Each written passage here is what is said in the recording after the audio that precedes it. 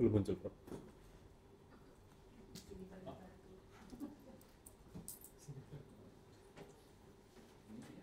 Oh, ini nggak bisa di-view ini. Udah. Oke. Oh iya. Nggak bisa di-view. Kenapa? Nah, nanti tak cari dulu. Katanya extend mas. Hah? Udah. Extendnya kebalik. Kemarin Prof Bambang. Diganti duplikat aja. Udah kemarin. Belum. Tapi ini kan nanti tak dicoba ya. Ini dia masih extend. Dia cuma extend ya. Karena yang duplikat. Udah dicopot.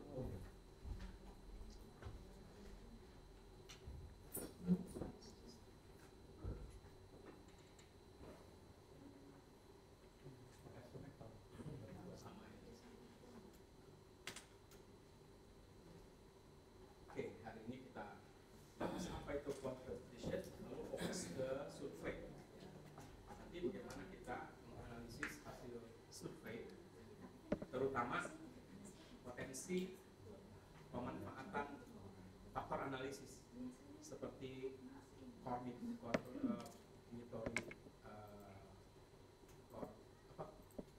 CFA itu ya, dan EVA dua analisis survei ya. Faktor analisis CFA, kemudian yang punya EVA exploration faktor analisis. Nah ini yang sering dipakai ya, bagi yang konfirmasi ya. Untuk mengkonfirmasi bedanya nanti di mana nanti kita akan lihat. Jadi antara EVA ya, eksplorasi faktor analisis dengan konfirmasi faktor analisis, confirmation faktor analisis. Kemudian itu bagian yang harus kita kuatkan di situ karena pasti kita di awal riset S3 itu ada survei ya, terutama di need analysis. Nah kalau bisa itu dijadikan sebagai bagian juga dari upaya untuk kita bisa mendapatkan tabungan publikasi dari analisis CFA atau EVA. Baik, apa itu penelitian kuantitatif? Kalau melibatkan perhitungan-perhitungan atau pengukuran-pengukuran untuk menjawab dari hipotesis. Jadi cirinya kuantitatif itu memang ada hipotesis yang harus dijawab. Sementara kemarin kualitatif itu justru memunculkan hipotesis baru, bukan bedanya. Ya, jadi bedanya ciri khas dari penelitian kuantitatif itu melibatkan perhitungan dan pengukuran, ya, untuk menjawab suatu hipotesis. Sementara kualitatif justru menghasilkan hipotesis baru. Oke. Nah ini ya biasanya sering menggunakan tes statistik untuk mendeteksi atau mengkonfirmasi trends, ya. Dan biasanya kita terkait dengan hasil-hasil yang sangat precise, ya, akurat, dan menggambarkan situasi dari penelitian kita secara ya, ditunjukkan oleh angka signifikansi dari sebuah uji statistik, ya. Dan salah satu yang populer di quantitative research itu yang menjadi banyak dijadikan untuk mendapatkan data biasanya kuesioner, ya. Walaupun ada yang sifatnya misalnya selain kuesioner ada juga yang menggunakan inventory. Nah, makanya kalau mencari ini bisa bekerja kuesioner atau tes, bisa inventory, ya. Dan itu ciri khas dari quantitative research. Itu yang lalu apa saja jenisnya? Pertama saya tempatkan survei di atas, ya, survei riset itu karena memang ini menjadi sesuatu yang mungkin bagi seorang peneliti Westmeter itu bisa dijadikan sebagai lead analysis di fase-fase kuantitatif. Ya. Jadi bisa di awal kuantitatif dulu, nanti hasil dari survei itu misalnya langsung diwawancara, itu kualitatif, sehingga mix methodnya ketemu. Ya. Lalu jenis yang kedua itu descriptive research. Ya. Nah ini descriptive ini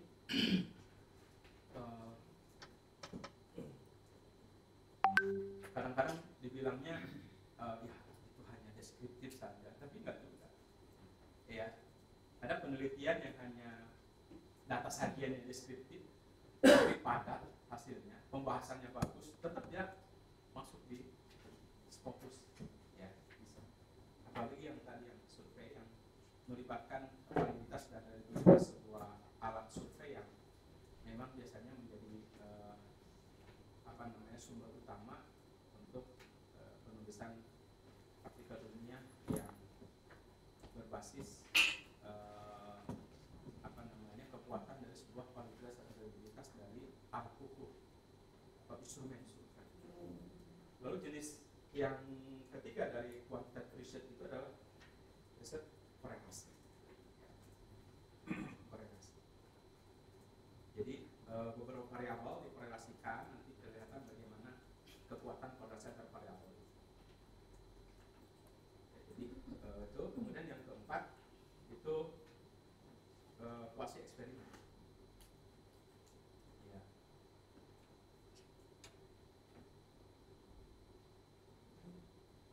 Kuasi eksperimen research. Dan ketika kita menggunakan eksperimen kuasi yang memang ini sangat cocok untuk bidang-bidang humaniora menggunakan kuasi eksperimen. Berbeda dengan di lab yang MIPA murni itu experimental research. Beda antara experimental research dengan experimental research. Kalau ini di lab-lab memang yang menghasilkan bahan-bahan sampelnya bukan manusia, bukan human. Maka sebetulnya awalnya dari sini.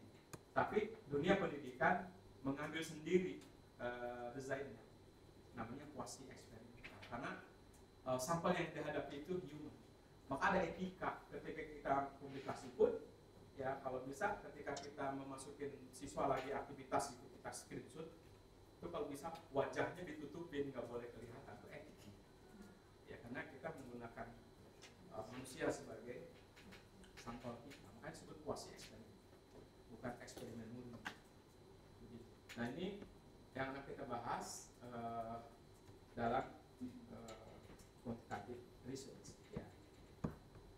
Oke, kita mulai dengan survei. Ya, kita mulai dengan survei. Nah, kadang-kadang penelitian survei ini sesuatu yang sudah cuma survei, cuma survei. Ya, bukan itu. Jadi memang kita apalagi sekarang misalnya sangat menarik ketika kita seperti kemarin yang saya lakukan tentang Kemendikbudristek merilis tentang turunnya minat generasi muda untuk belajar dan berkarir di bidang STEM, Sains, Teknologi, Engineering, Matematis. Sehingga jurusan-jurusan bidang STEM itu jumlah mahasiswanya menurun terus, termasuk fisika bidang saya, termasuk di fisika murni saya itu betul. Ya. Nah, kami juga rapat, kebetulan saya juga wakil ketua PMB di Unila. Ini nggak bisa begini, saya bilang kita harus betul. Nah, saya riset kecil-kecilan dengan survei ke siswa-siswi. Sangat menegangkan itu survei. 3 karir yang dipilih oleh siswa yang paling kelas atas. Ya, 3. Yang pertama jadi anggota dewan.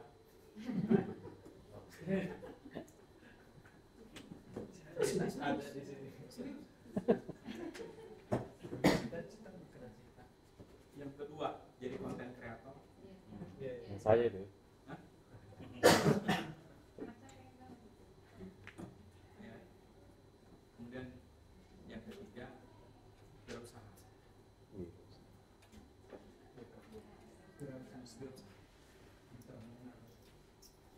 Tidak. Saya pikir jadi dokter masih tren. Tidak. Betul. Ya. Dan itu. Begitu dia disebut anggota dewan itu belum naik semua. Jadi terlihatlah misorientasi anak-anak muda sekarang. Jadi ternyata tidak mudah membentuk kekuatan teknologi, ilmu pengetahuan yang begini. Anak-anak mudanya juga tidak cenderung kepada scientific karirnya itu nggak mikir sana. Dan supaya itu sesuatu yang buat saya maknanya luar biasa. Bagaimana step kita membuat sebuah survei yang bagus? Tentu saja kita mulai dari define problem, ya, topik survei kita. Karena kita sudah punya question di situ kan, pertanyaan yang jelas masalahnya apa. Ya. Nah, kita juga tentu saja dibentuk untuk survei yang bagus, terutama instrumennya. Kita harus belajar dari berbagai studi. Bahkan saya pernah ada anak S2 mau melihat di awal gitu ya, survei tentang motivasi belajar sains.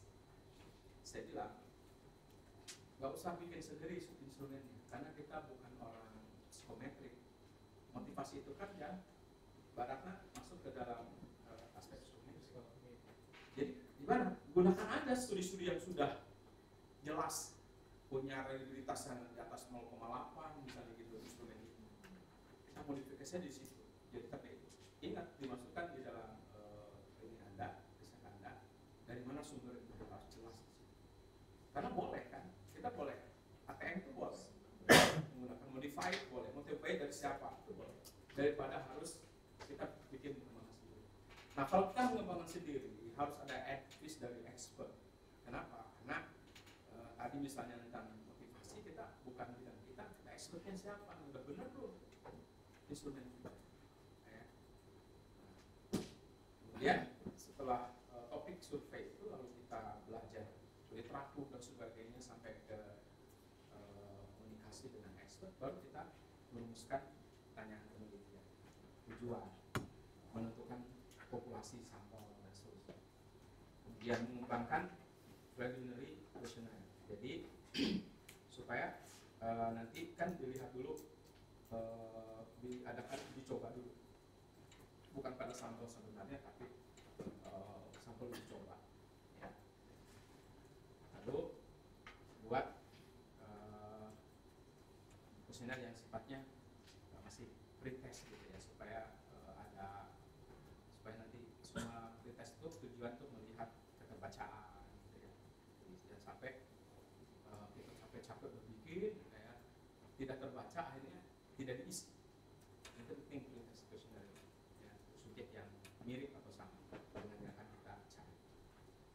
Dibiasakan di bagian atas ada override supaya mereka baca maksudnya apa gitu kan, terus cari isinya di mana gitu kan. Terus sampai kapan ini diisi itu ya.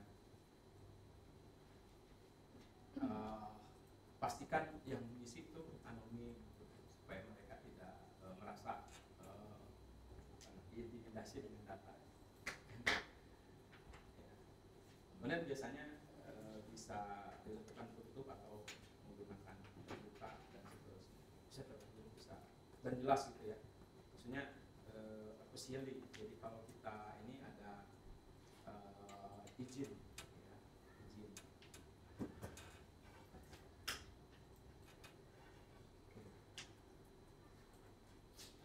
Bisa juga dengan berbagai macam perizinan yang memang misalnya dengan responden tidak berkaitan langsung, tapi itu sangat mempengaruhi hasilnya. Itu boleh.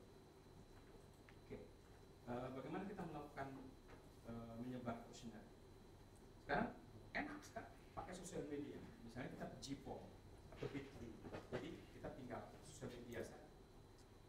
Kalau kita punya web urusan, web browsing, web pribadi, itu juga bisa pakai WA group sekarang saya, atau email, atau kan karena kita waktunya cukup supaya dapat data yang bagus kita tungguin face to face. Lebih tolong dong, saya tungguin 2 menit ya. Oke, nah, itu lebih gini juga. Ya, tapi ya jangan tetap walaupun face to face kita jangan seperti kualitatif mengganggu yang ngisi, gitu kan. Supaya cepat aja gitu ini datanya kan, karena misalnya dia guru teman kita gitu, kita tungguin ya, itu jangan. Beberapa keuntungan dari survei, kita bisa coverage yang jauh gitu lebih banyak ya. Jadi bisa lokal, nasional, internasional dengan menggunakan email, dengan menggunakan media sosial kita bisa mengcover lebih banyak, lebih luas ya sampel yang akan kita jadikan. Jadi memang bisa betul-betul bukan terbatas pada misalnya di kota saja gitu kan. Karena kalau saya survei itu keseluruhan, jadi yang tadi itu yang survei karir itu ada yang memang rural area, ada yang memang urban ya, semi urban, itu semua kena. Karena guru-guru kita banyak kan, tinggal kirim ke guru kirim ke murid gitu. Selesai dengan uji form itu. Cuman masalahnya kalau anak-anak jangan banyak-banyak pertanyaannya. Nanti jawabannya asal juga. Ayo nak, nggak kurang dari 2 menit isi ya. Nah, sama gurunya ini keluar semua. Ya. Sangat mencengangkan tapi hasilnya. Tapi itulah anak-anak kita. Kan karena melihat fenomena sosial yang ada. Kemudian kita bisa menerima jawaban yang betul-betul tidak tahu siapa yang mengisi dan sebagainya, tidak penting. Yang penting kita lihat jawabannya dari sampel yang memang sudah tertetapkan ya. Lebih ekonomik walaupun dia large population dengan menggunakan media dan sebagainya, kita nggak perlu bayar ya. Kecuali kalau memang kita sudah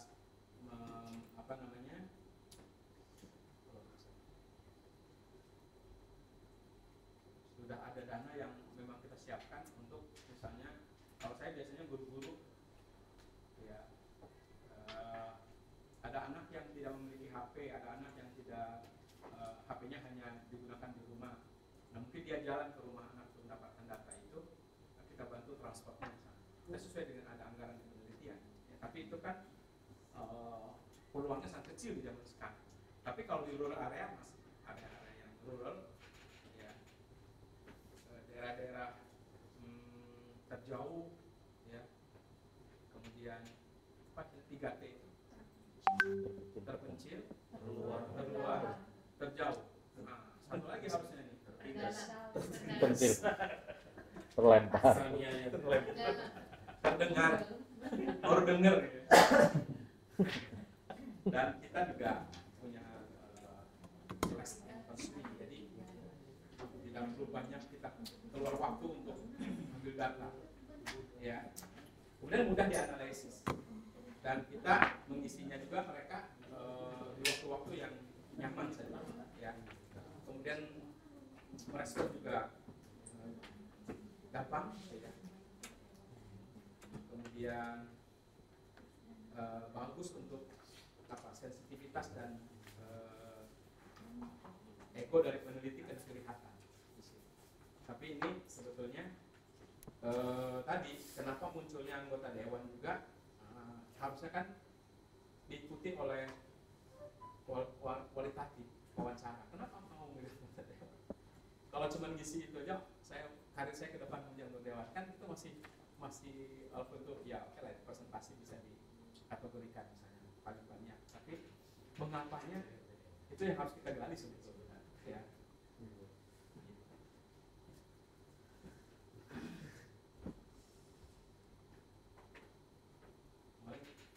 Tidak harus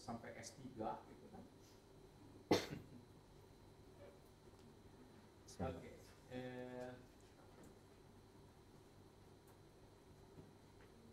Dan apa namanya, data yang bisa diperoleh walaupun agak sulit, tapi biasanya original dapatnya gitu ya, tergantung mengisinya seperti apa. Kemudian berikutnya tidak perlu klarifikasi atau pertanyaan untuk pertanyaan yang ambigu. Jadi biar ada persepsi yang mengisi, ya. Karena memang kita ingin melihat persepsi mereka. Ya. Kemudian juga kita tidak terlalu harus merespon dengan apa namanya, motivasi yang cukup kuat, karena memang kita tinggal menyerahkan saja ke apa namanya, ke apa namanya, tools ya yang bisa dipakai. Kemudian juga apa namanya, beberapa yang harus dihindari itu terlalu banyak kata-kata yang ya, sifatnya direct question atau terlalu banyak kata-kata yang sulit dipahami misalnya. Biasanya itu yang membuat tidak, ya, kurang membuat penelitian ini menjadi, yang survei ini kadang-kadang menulis itu mengisinya itu tidak sesuai dengan ini. Apa sih ini udah gitu ya. Jadi ini yang harus dihindari. Kemudian juga kadang-kadang style dan formatnya tidak menarik, ya, jadi juga tidak menguatkan responden untuk mengisi, ya. Terus biasanya juga low response rate, jadi ini juga lama kita nunggunya gitu ya kadang-kadang. Saya sabar karena saya kemarin survei itu targetnya memang paling nggak saya 30% siswa di Lampung. Sabar, nanti ini Pak, anak-anaknya belum pada megang HP di sekolah, nggak boleh. Ya tunggu, besok lagi pas di rumah juga ternyata tidak semua anak mengisi, karena begitu pulang dari sekolah yang dipegang itu HP, terus langsung main game gitu. Jadi emang agak lama, tapi dapat juga terkumpul datanya. Nah, itu yang low respon, yang kekurangannya, ya. Kemudian kita juga kadang-kadang tidak dapat verifikasi yang kuat, ya, karena cuma mengisi saja, ya. Kemudian ada keterbatasan dari respon yang betul-betul fix, ya. Ya kalau target 100 kembali itu, makanya di situ kalau kita laporan survei yang kembali berapa sudah laporkan di dalam tulisan kita. Jadi yang dikirim misalnya 1000 orang, yang mengembalikan berapa itu harus dilaporkan dalam survei itu. Kemudian tidak bisa mengcover beberapa penyebab karena harus digali lagi gitu ya, atau hubungan antara attitude, beliefs, actions apa namanya, responden, karena memang itu harus digali lebih jauh. Jadi survei murni itu nggak bisa mengcover ini semua. Oke, bagaimana kita mengembangkan survei? Nah, biasanya pertama kita, karena kalau terkait dengan yang pertama ini penting tentang data-data faktual, ya. Walaupun namanya tidak ya, tapi biasanya kita butuh usia, gender, pendidikan, pengalaman, dan sebagainya, itu penting. Kenapa nanti akan menggambarkan di situ, walaupun tidak kelihatan misalnya di model yang kita buat untuk eksplorasi faktor analisis, tapi ini juga penting, ya. Lalu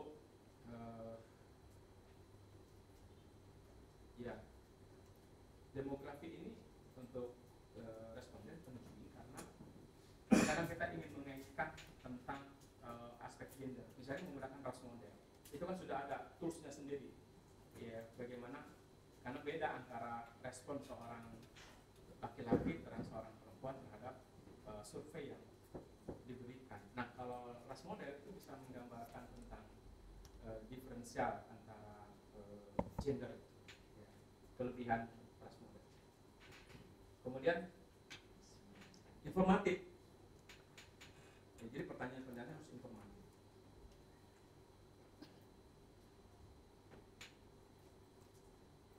Jadi memang betul-betul responden tahu tentang topik yang benar-benar kita jadikan sebagai topik dari survei. Ya. Terus attitudinal atau opinion untuk mendapatkan info tentang responden, beliefs, ya, feeling, value, ya. Jadi setuju, tidak setuju, ya, sangat setuju dan sebagainya. Maka ini penting opinion mereka. Jadi sampai mereka memberikan justifikasi bahwa kenapa dia milih 3, milih 4 kalau itu skalanya liter misalnya. Kemudian self perception memungkinkan mereka membandingkan ide atau action dari orang lain. Ya. Misalnya kalau seberapa aktif kita berada di sebuah komunitas bersepeda, komunitas kerja, komunitas dan sebagainya. Ya. Atau misalnya bagaimana kamu bisa menjelaskan tentang kemampuan komputer kamu. Jadi ya, mengcompare, bisa seperti itu. Jadi tentang self-perception. Jadi bisa 4 tipe ini yang bisa kita lihat ya dari tipe-tipe pertanyaan yang ada. Walaupun mungkin yang lain itu bisa berupa ini baru kaitannya dengan hal yang terkait dengan diri sendiri, ya, diri si responden ya. Tapi mungkin ada juga yang tipenya begini, dia terhadap situasi yang memang sekarang lagi ada di luar mereka misalnya. Jadi kalau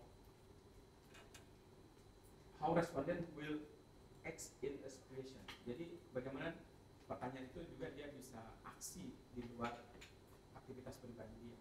Misalnya bagaimana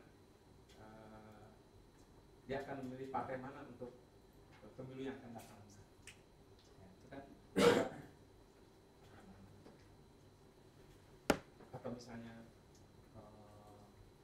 apa kamu akan bergabung dengan komunitas donasi dan seterusnya. Jadi ini pertanyaan-pertanyaan yang muncul ketika kita membuat tipe pertanyaan dari, dan kemudian yang berikutnya itu yang projective itu ini ada salah satu artikel yang menanyakan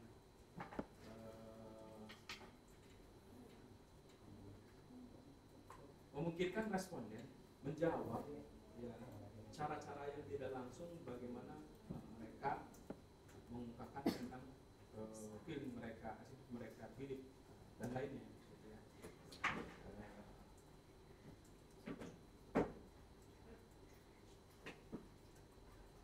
Misalnya apakah kebanyakan orang Singapura itu sukanya tinggal atau dia sukanya diam atau misalnya berkelana kemana gitu ya.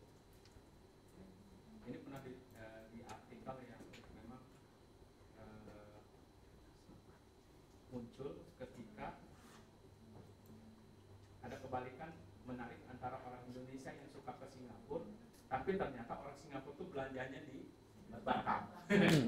Risetnya itu saya baca, ini bagus juga nih.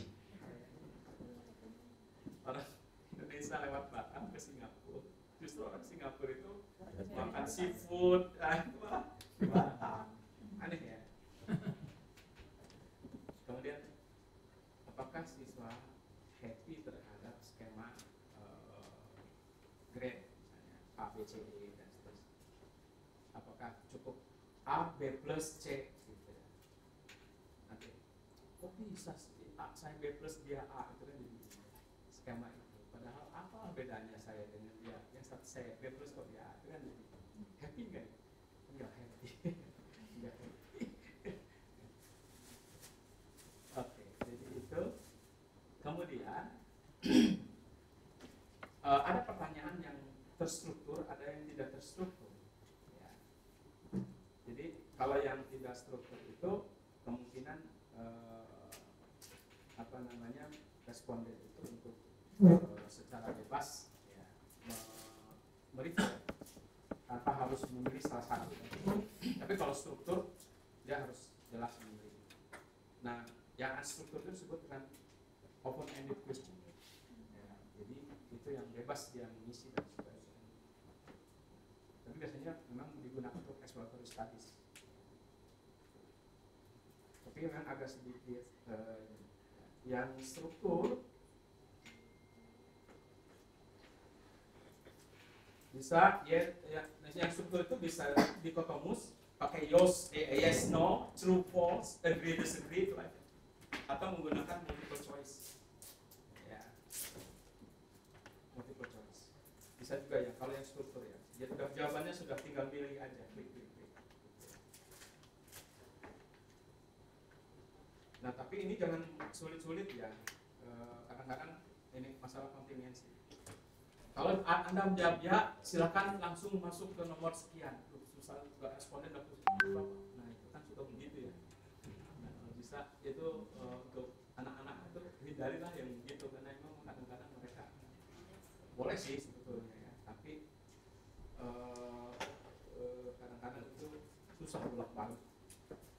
Nah sekarang skalanya ada Likert tadi yang saya sampaikan ya, misalnya menggunakan very important ya, kemudian biasanya sampai ke tidak ya, sampai ke tidak sangat penting gitu ya. Atau misalnya adequate sampai ke inadequate ya. Bisa sering atau sama sekali tidak dan seterusnya. Ini tapi kita menggunakan jadi biasanya sih 5 ya, karena tengah-tengah ada yang netral, sangat setuju, netral, tidak setuju dan sangat tidak setuju. Tapi kontinumnya memang boleh kita seperti tadi, menurut saya sangat penting, netral, tidak penting, sangat tidak penting. Boleh. Atau bisa menggunakan semantic differential scale. Begini aja misalnya, saya suruh Anda menilai how would you rate performance of the postgraduate academic staff. Misalnya, kalau ini gimana menurut Anda? Jadi kalau misalnya perilakunya antara jelek dengan baik, terus fair tidak fair sampai fair, ya, misalnya, terus membuat nyaman sampai kepada membuat tidak nyaman, ya, terasa busuk sampai ke nyaman aja. Nah ini menggunakan semantic differential scale. Jadi bisa seperti ini.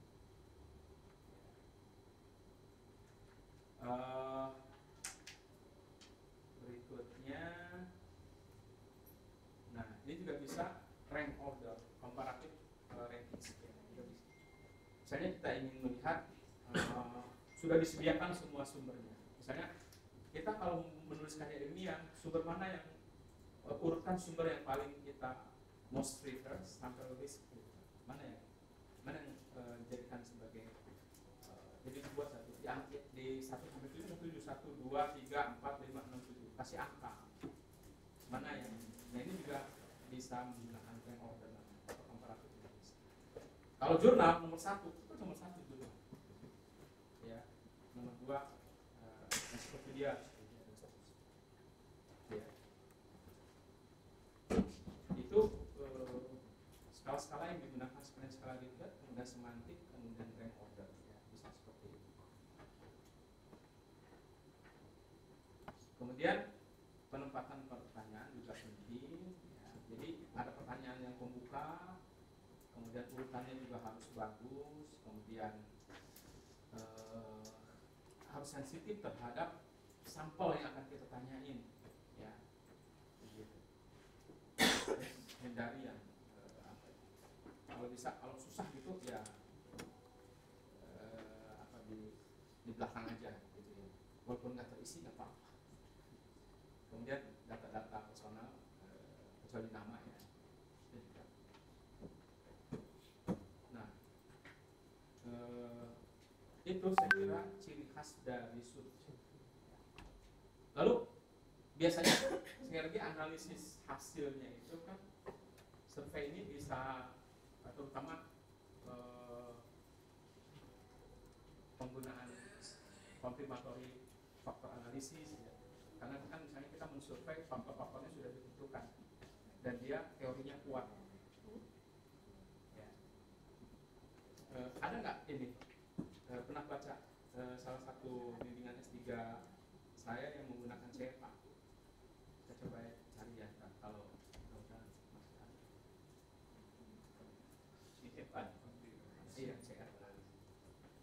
Jadi CFA itu confirmatory factor analysis itu faktornya sudah ditetapkan terlebih dahulu. Nah, kalau EVA itu biasanya dia faktornya itu justru dicari gitu ya, faktornya belum ditentukan. Ya, tapi komponen-komponennya sudah kita coba untuk petakan. Ya.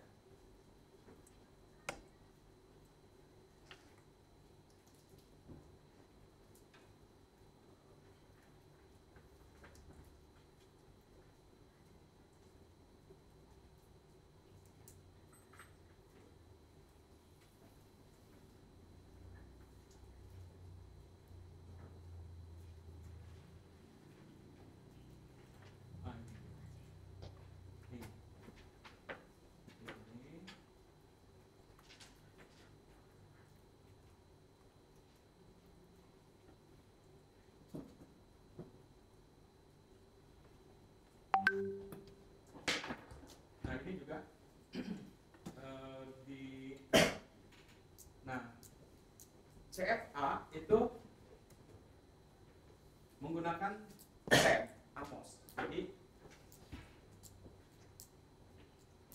kenapa saya lebih cenderung CFA ya kalau hasil survei itu? Karena biasanya survei itu kan sudah ditentukan faktornya maksudnya. Ini kebetulan kan topiknya tentang student scientific communication skills. Jadi sudah banyak riset yang mengkategorikan bahwa scientific communication skill itu faktornya ini. Kita tinggal melihat bagaimana yang modelnya gitu. Ini apa yang paling dominan dan seterusnya. Banyak menggunakan set.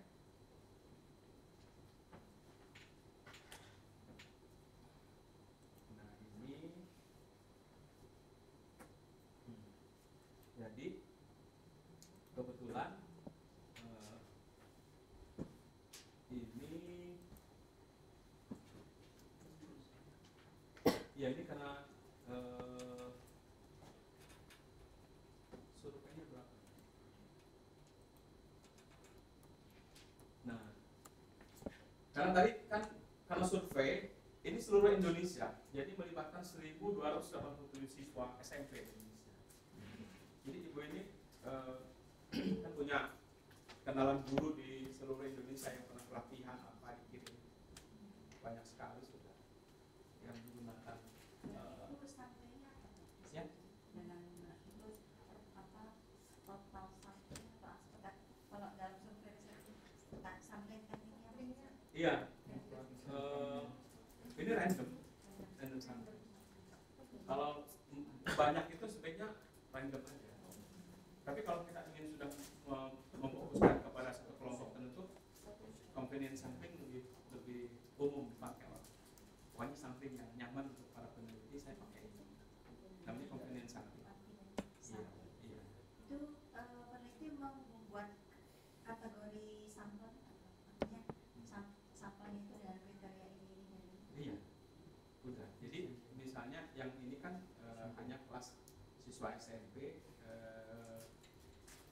kelas dikategorikan kelasnya tidak seluruhnya kelas kalau tidak salah ini. Coba cek di apa metodologi. Nah, jadi ini saya tahu sekarang, kalau dulu awalnya masih IPA ini ya IJR ini, tapi sekarang nggak tahu berapa. Biasanya naik kalau dia bagus, naik sih ya, Scopus itu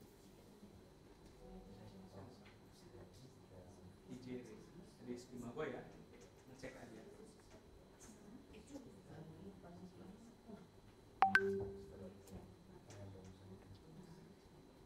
Udah Q3 0,34.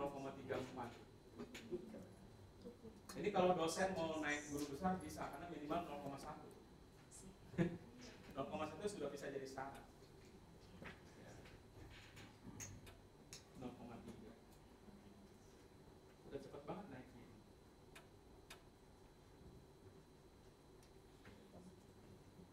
Jadi udah sama orang Indonesia dengan Malaysia, karena Universitas Teknologi Malaysia.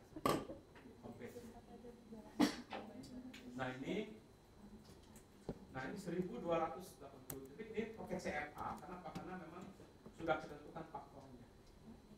Ya. Ciri CFA itu menggunakan SEM atau AMOS. Jadi ini modelnya sudah.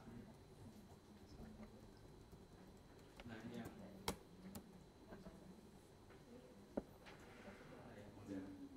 Oh ini dia. Nah, struktur model ini.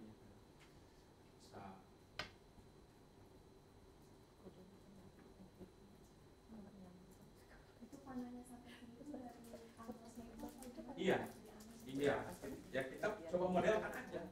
Model awalnya nggak kayak gini, model yang sudah jadi. Jadi kita coba-coba beberapa yang faktor ya. Misalnya writing, scientific writing itu kan ada 3 faktor: scientific essay, report writing, dan abstract. Bagaimana mereka mampu melihat? Kelihatan di situ.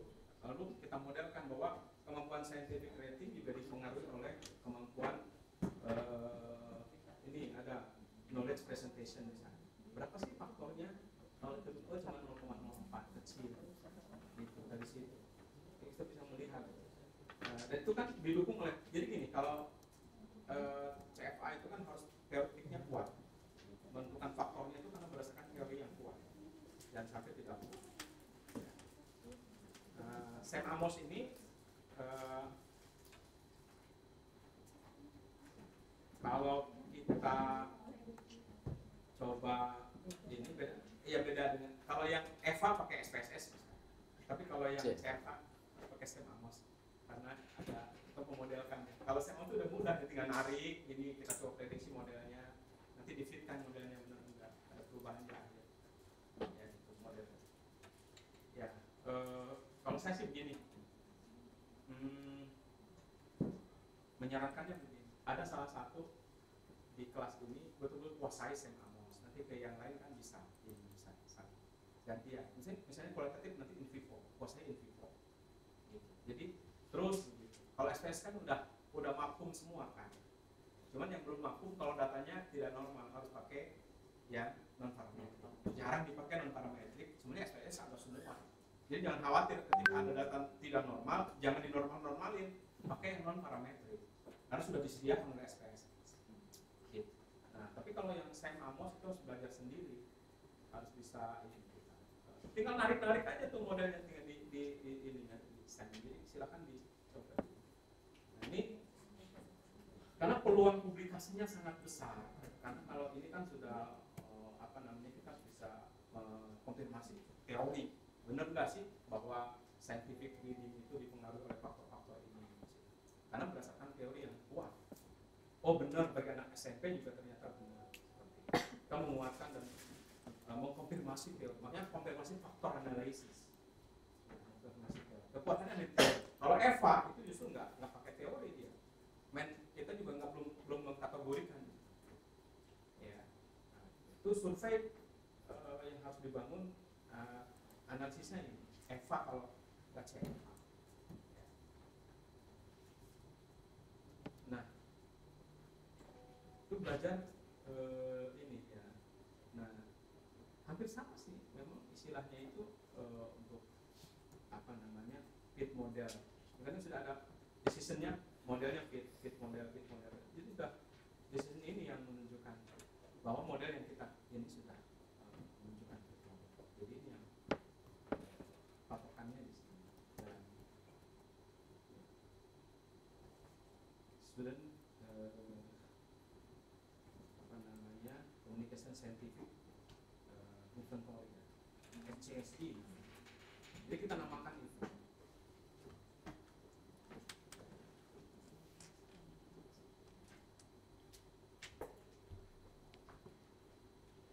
Dan ini dipublish jauh sebelum ujian seminar hasil.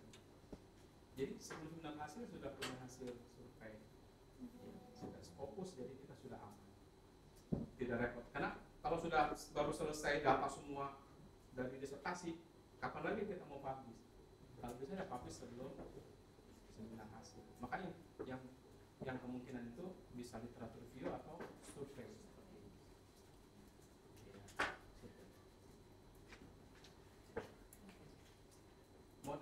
Kalau mau ingin melihat artikel lain di Google Scholar bisa aja, misalnya apa namanya, school leadership seperti itu ya. School leadership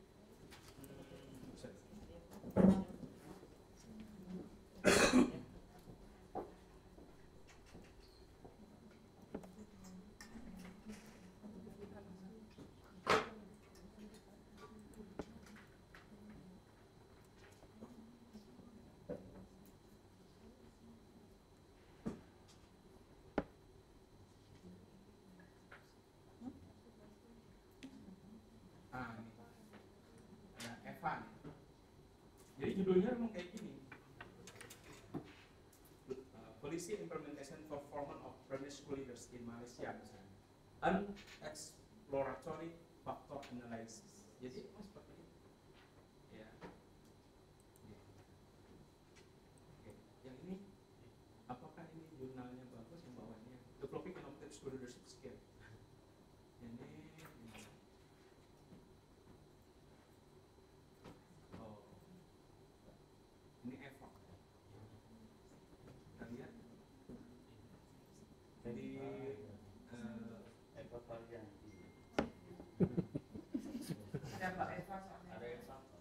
Ini samping kita ada di sebelah.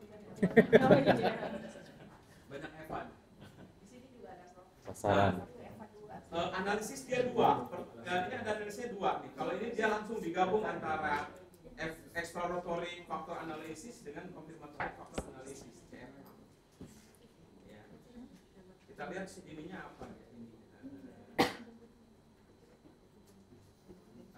Innovative School Leadership Scale. Innovative School Leadership Scale. Ini CFA. Jadi skala Innovative School Leadership Scale. Jadi pakai skala. Nah, ciri-ciri EPA itu pakai SPSS itu KMO tesnya. Di ini di pakai KMO. EPA ya, CFA. KMO misalnya.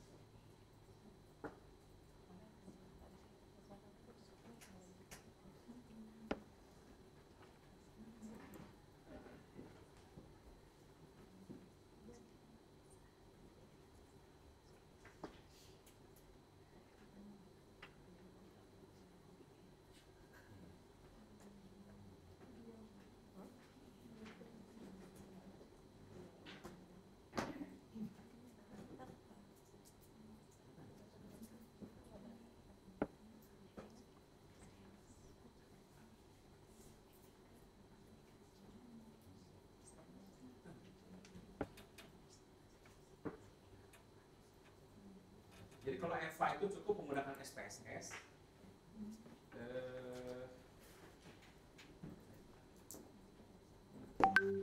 Di faktor analisis. Jadi kalau CFA kita memang harus pakai SEM Amos ya.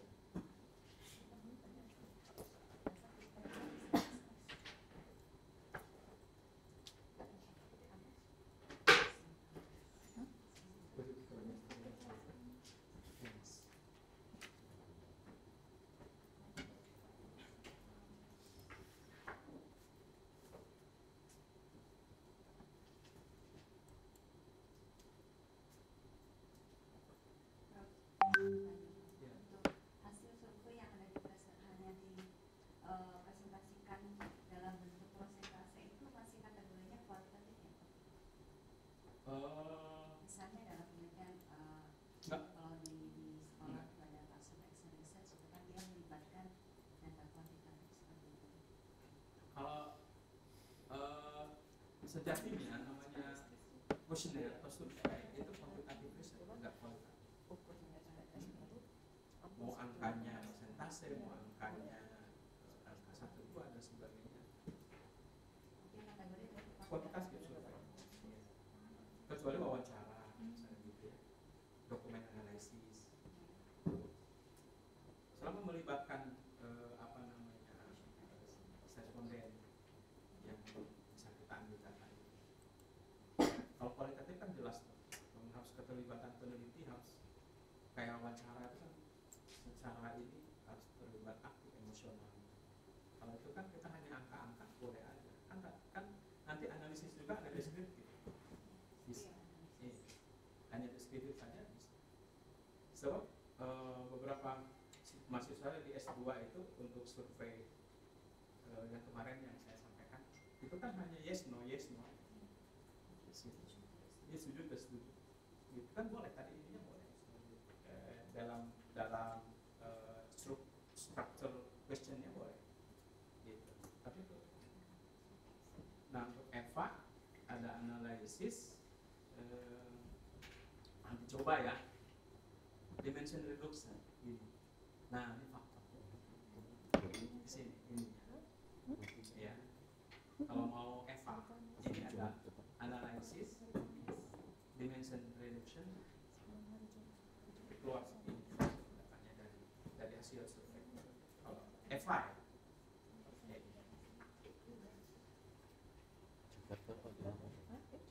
Kalau yang saya belum instan. Nah ini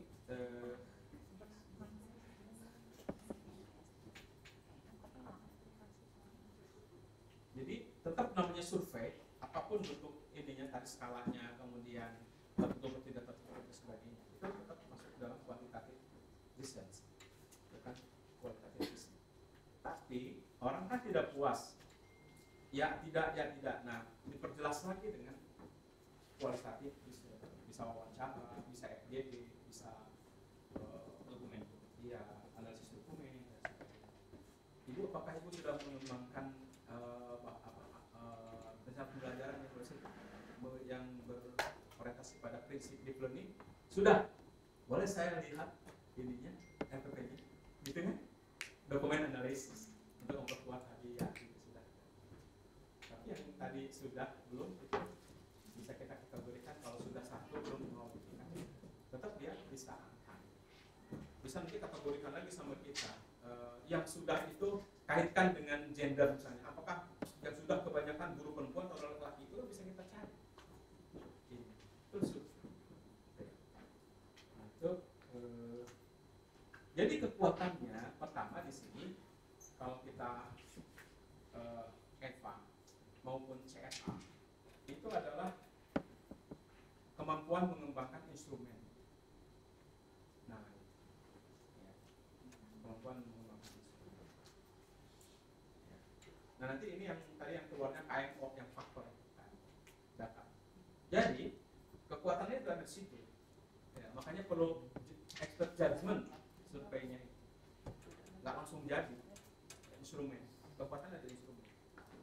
Makanya kalau saya maksud saya, kalau memang instrumennya itu yang tidak bisa kita buat, kita adaptasi aja dari yang sudah ada. Nggak apa-apa.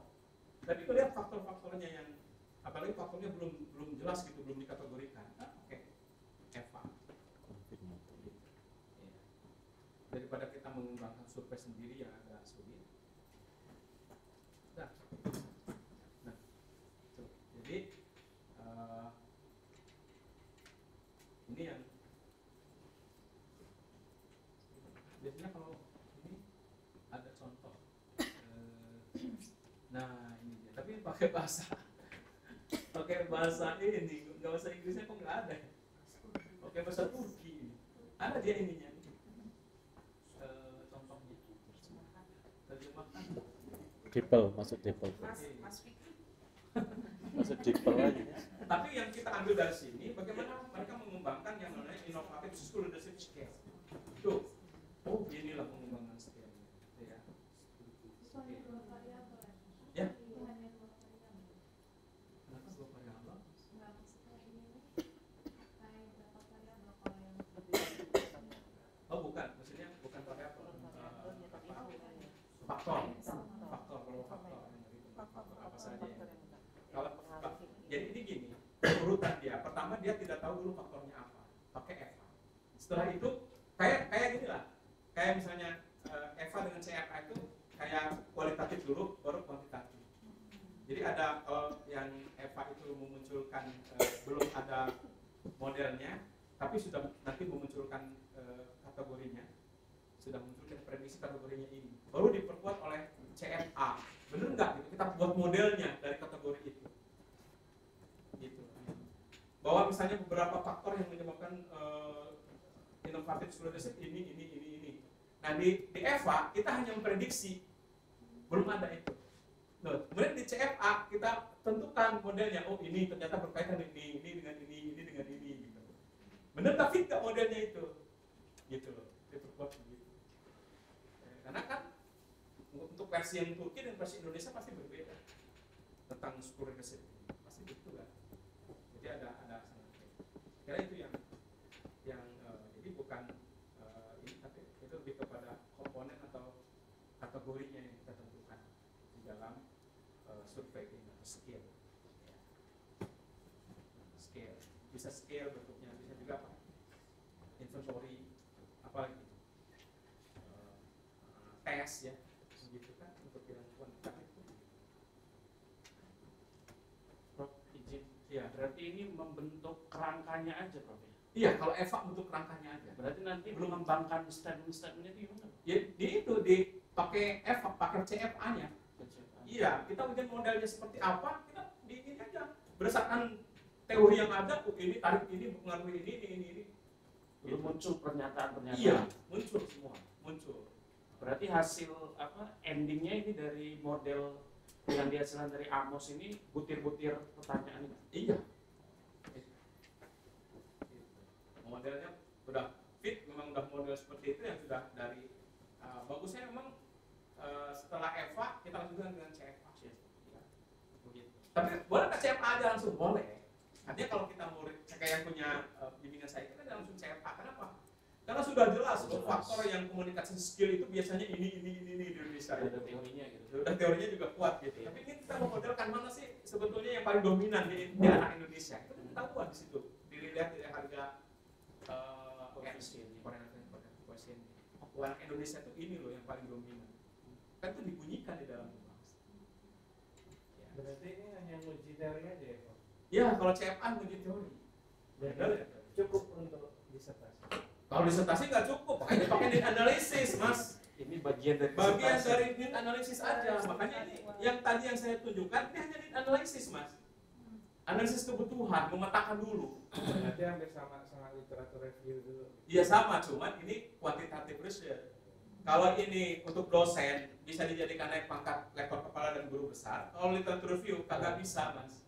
Gitu aja bedanya. Ini ada risetnya. Berarti jadi nanti kita 2 kali ya, Prof. Ini untuk awalan buat need-nya, need analisisnya. Iya. Kita survei, nanti untuk disertasi survei lagi ke dalam. Disertasinya ini ujungnya itu dia membuat model pembelajaran untuk mengcover ini. yang scientific communication skill, sampai ketemu model yang pas, model pembelajarannya, sintaknya apa untuk membangun ini, membangun tadi ketemu kan modelnya ini, oh ternyata yang paling faktor yang menentukan dia scientific ilmiah siswa Indonesia itu ini, dia buat model, jadi disertasinya itu model pembelajaran keluarnya, bukan ini, tapi model pembelajaran untuk membangun scientific communication skills khusus. Ini bangunan yang ini cuma sepi-sepihannya aja, Mas. Tapi ini dia selesai doktornya hanya karena cuma satu ini, karena belum sempat untuk yang dari disertasinya dipublikasi karena waktu kan, begitu. Nah, kita kalau nggak melakukan strategi seperti itu, nunggu disertasi selesai baru publish, lama banget. Bisa kalau bisa, literatur review boleh ini. Nah, Ya, kalau pengembangan model itu selain instrumen ini dan sintaks pembelajaran modelnya, apalagi produk yang harus dihasilkan? ya model aja produknya nggak ada lagi. Sama instrumen ini Iya, untuk mengukurnya. iya. Tapi model itu nanti hasil keluarannya kan didapatkan di Haki, dapatnya Haki.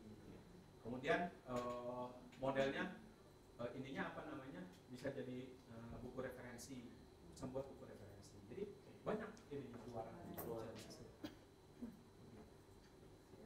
Banyak tiga dari disertasi saya, disertasi kita sudah punya buku. Berarti kan kalau untuk menghasilkan apa tadi betul, tapi sintaksnya ya. Iya, kalau model pembelajaran menghasilkan sintaks. Sintaksnya untuk Terus kalau instrumen mungkin ada instrumen, itu hanya untuk evaluasinya aja dari sintaks itu kali. Iya, betul.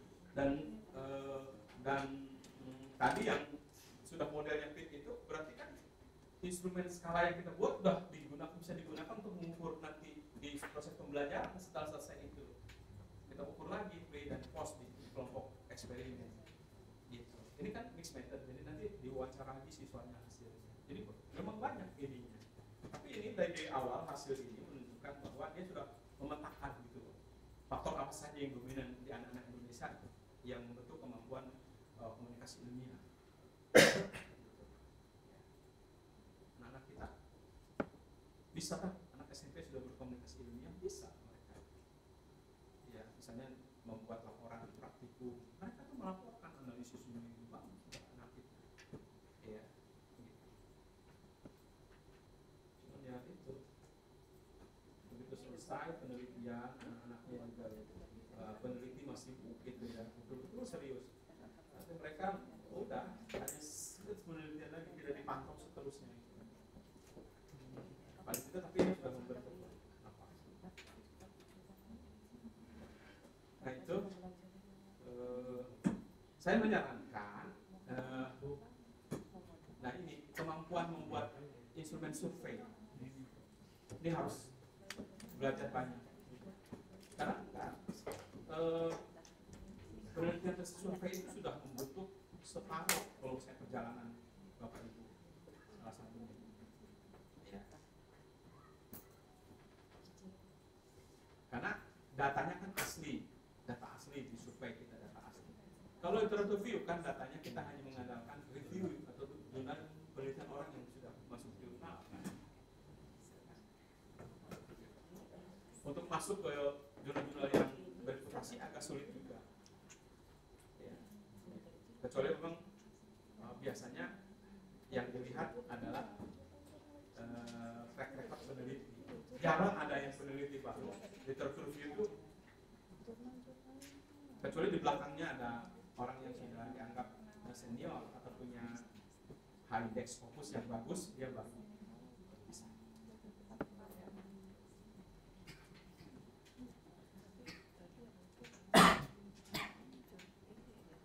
Oke,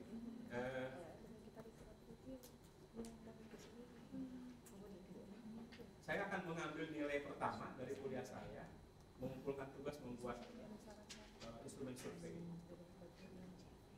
Ya. Sesuai dengan topik disertasi. Iya, betul. Kalau scholarship silahkan pakai scholarship. Silahkan cari ya, tugasnya itu kemudian survei. Iya, sekalian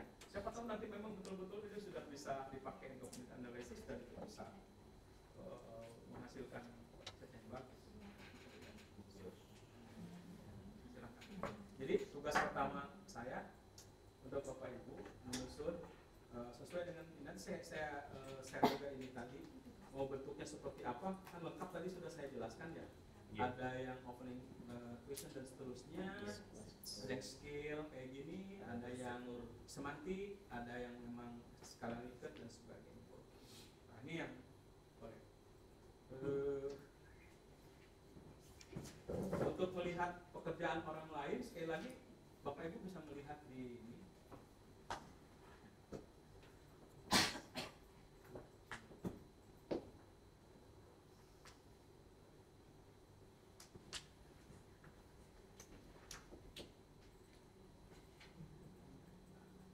Bisa di Google Scholar ya. Tapi kalau punya akun Scopus yang ya premium kayak punya saya. Kebetulan kalau saya kan dikasih sama Elsevier karena saya reviewer berbagai jurnal Elsevier ya. Jadi dari dokumen ini yang bisa masukin kata keywordnya nanti EPA atau CFA.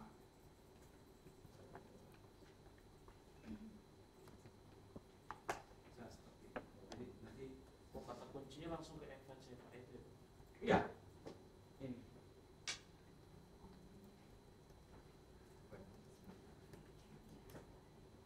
Ini kan sampai di bawah.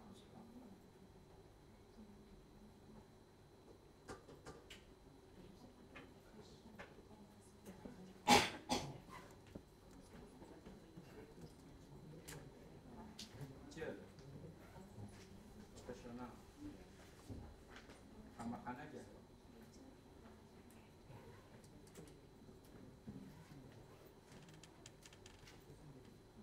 Khusus guru.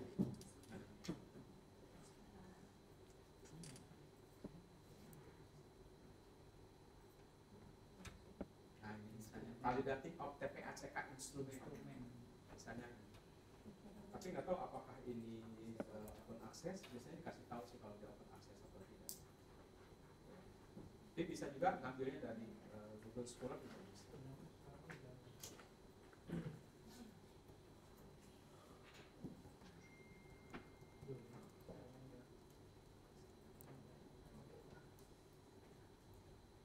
Nah, namanya aja kita bisa menjadi insight misalnya, extended professional identity skill, EPIS.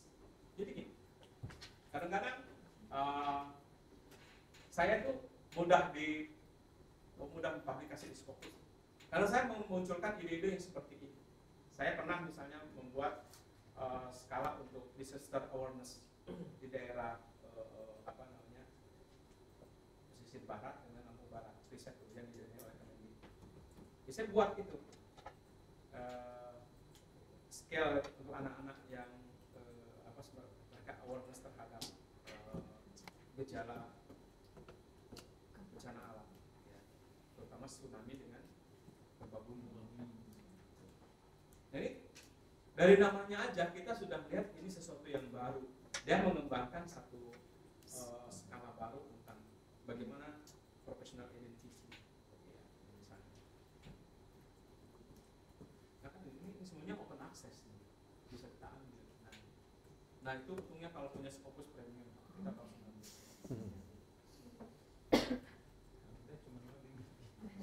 Model publikasi itunya ya, begini ya.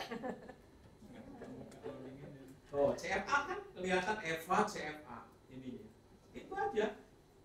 Tapi baru nggak begitu. Dan selalu ada CFI, SMC, RMMR itu aja. Sama dengan yang punya tadi. Jadi memang, ya itulah pekerjaannya Amos sama. Ya. Nah, ini dia. Nah, tapi kita untung kalau misalnya kita beruntung, biasanya dia menyertakan itemnya. Di attachment atau di dalam artikel. Nah ini modelnya dia coba kembangkan interpersonal belonging, interpersonal commitment, interpersonal belief. Tiga faktor itu faktornya dibuat. Apa saja sih dia suka atau interpersonal belonging, misalnya dia sering ketemu orang, meeting people, ya gitu. Terus strong attachment. enjoy collaborating. Dia tuh buat sendiri ini berdasarkan Eva tadi. Oh, diprediksi kalau dia interprofessional belum itu ini faktor. Ya. Ini faktor di sini normal dan seterusnya. Ya. Nah, 3 faktor model extended professional intelligence skill EPIS.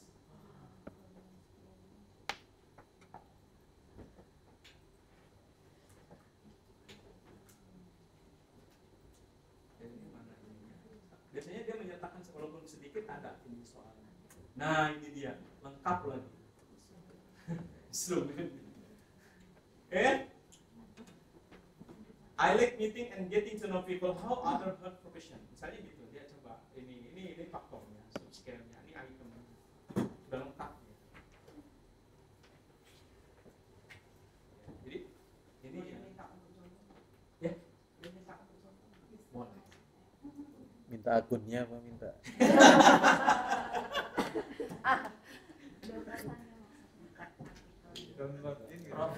Prof, kalau sudah jadi barangnya begini perlu diuji coba lagi nggak? Loh, ini kan uji coba enggak, udah jadi gini. Coba. Harus. Ah, Misalnya kita menggunakan di sini berapa dapatnya?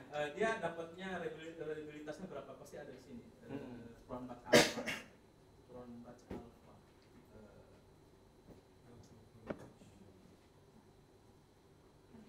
Nah, kan ada nih. Aturannya di atas 0,7 dia Cronbach alpha. Jadi itu lebih dari- Normal.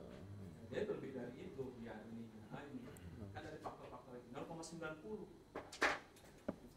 Ya, jadi gampang sekali kalau melihat apakah ini. Nah, ini karena sudah ini misalnya kita modifikasi. Ya, uji coba dulu. Tapi pasti nilainya mendekati ini. Hampir semua saya juga begitu. Karena memang dia sudah ini. Kalau saya cuma ganti modifikasi pertanyaannya ini menjadi tapi jangan terlalu jauh ya. Maksudnya saya menanyakan hal yang paling yang hampir sama di sini. Ya. Misalnya seperti ini. I'm proud to be a part of an interprofessional team. Kan gitu. Jadi kalau untuk guru, saya bangga menjadi bagian dari guru profesional di sekolah ini. Kan sama itu pertanyaan itu. Iya. Dimodify. Kalau dulu kami gitu ya, itu yang penting kalau saya gitu ya, email ke yang punya jurnal, Iya. beliau punya izin, Iya. terserah dipakai, tapi sudah nggak pakai uji coba lagi. Boleh. Misalnya. Boleh. Asal jangan terlalu banyak Ya, buku. hanya diterjemahkan aja. Iya, hanya terjemahkan banyak. Nggak usah lagi itu. Tapi kalau sudah banyak dimodifikasi, sebaiknya Uji coba. uji coba dulu. Validitas. Tapi saya yakin sih karena ini sudah diuji bermacam-macam nggak bakal ini kan kelihatan ininya Cronbach alfanya kan di atas 0,7. Berarti langsung pakai aja. Pakai aja. Nggak apa-apa. Tapi diuratin dulu sama bapak ini. Izin. sebutin namanya. Ya bapak ini nih, bapak yang dan Dendes ini. Tapi biasanya gitu, saya juga sering ngeliatin. Iya, terima kasih, gitu silahkan katanya gini. Ini Anda kembangkan gitu kan enak. Tapi izin Prof lagi. Kalau dalam konteks Eva dan apa tadi CFA ini ceritanya sudah sampai produknya aja Prof ya. Nggak usah cerita tentang uji coba tadi ya. Uji coba itu kan kalau misalnya kita mau ngadopsi gitu ya. Iya, nggak usah itu Bang. Oh iya. Nggak usah. Karena itu bagian dari proses mendapatkan ininya apa? Uji. Instrumen. Iya, siap.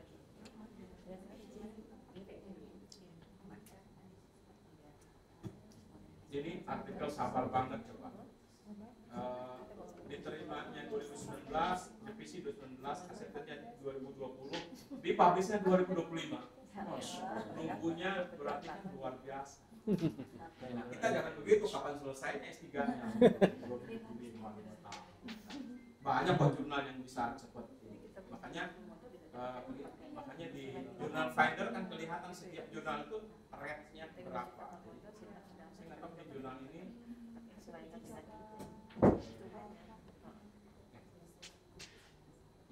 berapa. Mungkin dia sudah indeksnya sudah tinggi banget. Sampai 50. Tapi sebetulnya tergantung sih peneliti itu. Saya nggak butuh cepat-cepat kok. Gratis katanya gitu. Mau gratis ya lama. Kalau berbayar enggak biasanya.